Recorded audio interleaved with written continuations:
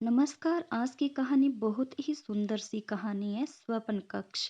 एक शिक्षाप्रद कहानी है, बहुत ही सुंदर सी। तो चलिए कहानी को शुरू करते हैं।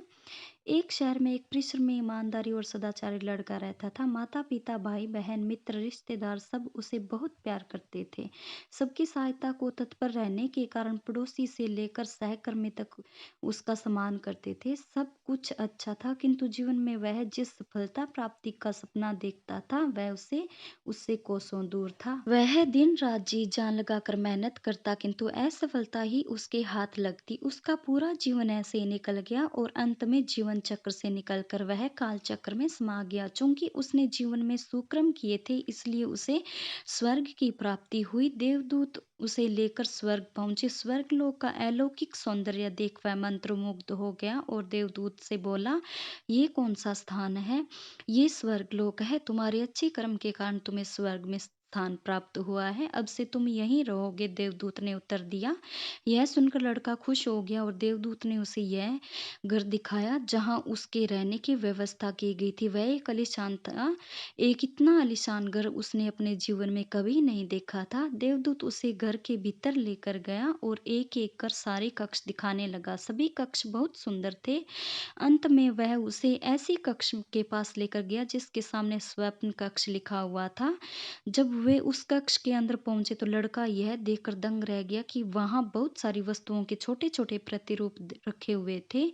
ये वही वस्तुएं थी जिन्हें पाने के लिए उसने आजीवन मेहनत की थी, किंतु हासिल नहीं कर पाया था। आलीशान घर, कार का उच्चाधिकारी का पद और ऐसे ही बहुत सी चीजें थी जो उसके सपने में ही रह गए थे। वह सोचने लगा कि इन चीजों को पाने के लिए सपने मैंने धरती लोक में देखे थे, किंतु वहां तो ये मुझे मिले नहीं। अब यहाँ इनके छोटे प्रतिरूप इस तरह क्यों रखे हुए हैं? वह अपनी जिज्ञासा पर नियंत्रण नहीं रख पाया और पूछ बैठा, ये सब यहाँ इस तरह, इसके पीछे क्या कारण है? देवदूत ने उसे बताया, मनुष्य अपने जीवन में बहुत से सपने देखता है और उनके पूरा हो जाने की कामना करता है, किंतु कुछ सपनों के प्रति वह गंभीर होता है और उन्हें पूरा करने का प्रयास करता है।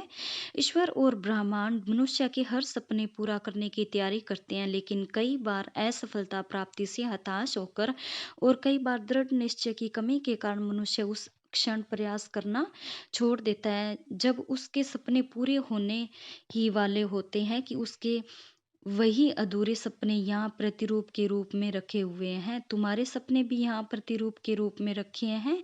तुमने अंत समय तक हार न मानी होती तो उसे अपने जीवन में प्राप्त कर चुके होते। लड़के को अपने जीवन काल में की गई गलती समझ आ गई, किंतु मृत्यु पश्चात अब वह कुछ नहीं कर पा सकता था। इस कहानी से हमें यही सीख मिलती है कि अगर मनुष्य अगर ठान लेता है, कि दृढ़ निश्चय कर लेता है कि मुझे ये काम करना है, तो वो कर सकता है। क्योंकि उसके सामने जितनी भी कठिनाइयाँ आए, चाहे उसके सामने कितनी भी प्रॉब्लम परेशानियाँ आए, लेकिन अगर वो ठान लेता है कि मुझे ये काम करना है तो उसका काम हो सकता है।